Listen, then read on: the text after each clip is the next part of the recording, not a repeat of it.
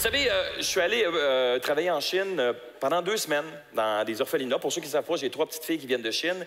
Et ça a été une expérience extraordinaire. Chaque fois que je suis allé là, moi, ce qui me frappait, de un, c'est la population. Il y a du monde en Chine, là. Ils sont 1,3 milliard d'habitants en Chine. Et c'est 3 hommes pour une femme. 3 hommes, une femme. On va avoir des problèmes, eux autres, tantôt, là. Non, non, quand ils vont vouloir se marier, ils vont manquer de femmes. Là, ça va bien, des gars, tu sais, ça joue au Nintendo, DS, Xbox, mais... Crée-moi qu'à un moment donné, ils vont vieillir, puis ils vont lâcher la manette, puis il va faire... Où sont les femmes? Ils vont dire, les femmes m'étaient données adoption. Oh, manette, là.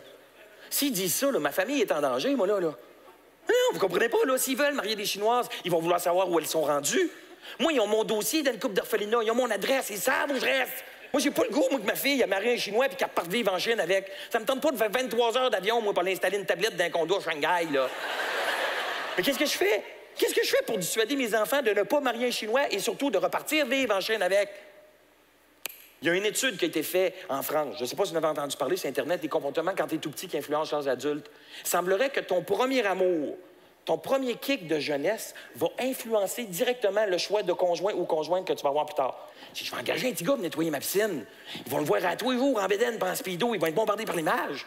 Fait que m'en va au Jean Coutu, placer une annonce. Recherche beau jeune homme. Pour travailler à la maison, en bédaine puis en speedo.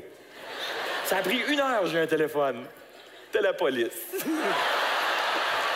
Bon. Ils voulaient savoir pourquoi je cherchais un petit gars en bédaine puis en speedo. Je leur ai expliqué, j'ai changé mon annonce, et là, j'ai eu 2 appels. Le premier qui est venu, ça n'a pas fait l'affaire. Bon, j'ai rien contre les roues, là. Mais mettons que le place, c'est pas au soleil sur le bord d'une piscine, OK? J'ai un budget de crème solaire, moi, bon. OK? Le deuxième qui est venu, Dave, qui s'appelle. Beau petit bonhomme. Moi, je veux savoir s'il connaît ça, les piscines. Dave, tu connais-tu ça, les piscines? Je fais... Claire. Écume-moi. Tu le voyais qui était autonome, le petit gars. Ah, puis il n'y a pas de danger qu'il parte à l'étranger avec mes filles. Il y a un casier judiciaire, il ne peut pas sortir du pays. Tu sais, quand il dit « le petit gars parfait », et pour apprendre à le connaître, je l'invitais à souper à la maison. Il est assis à la table, ma blonde lui donne la soupe, il mange la soupe, il fait « Vous faites de la bonne soupe en à vous, madame! » Là, comme ma blonde « Pardon! » J'ai dit « Chut! Il vient de faire une phrase complète! Bravo! »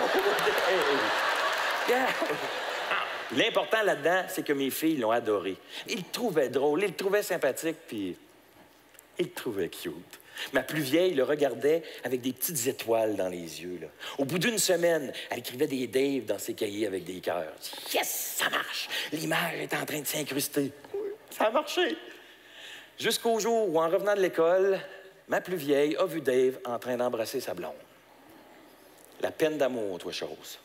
Elle est arrivée à la maison en pleurant, à chaudes larmes, elle claquait à la porte et montant en haut, elle s'est enfermée dans sa chambre pour on l'entendait pleurer. Et là, t'as ma blonde qui me regarde et fait...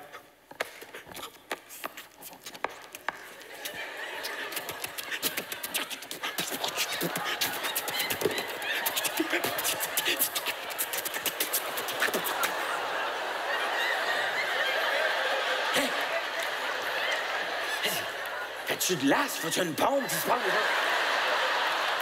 Tu vas consoler ta fille. T'entends pas que ta fille a pleure. Ta fille a pleure, tu restes là, tu bouges pas. C'est toi qui as voulu me mettre des affaires dans la tête. Va consoler ta fille. C'est ça que tu disais. Je pensais que t'avais avalé un noyau de pêche, le gouvernement. Fait que je monte en haut dans la chambre de ma grande.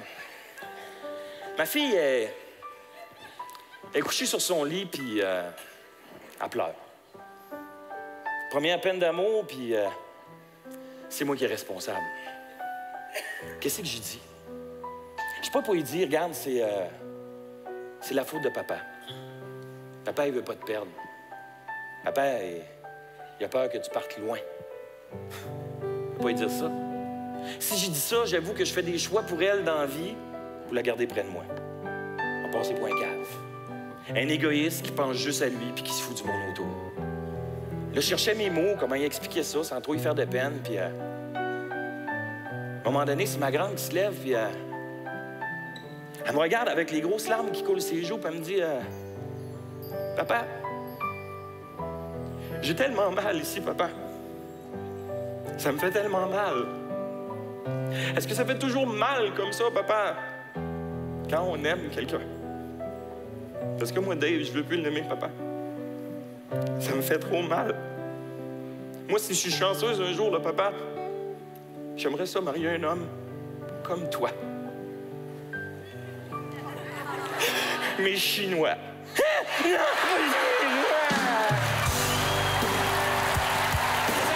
Jean-Michel Anctil! Jean-Michel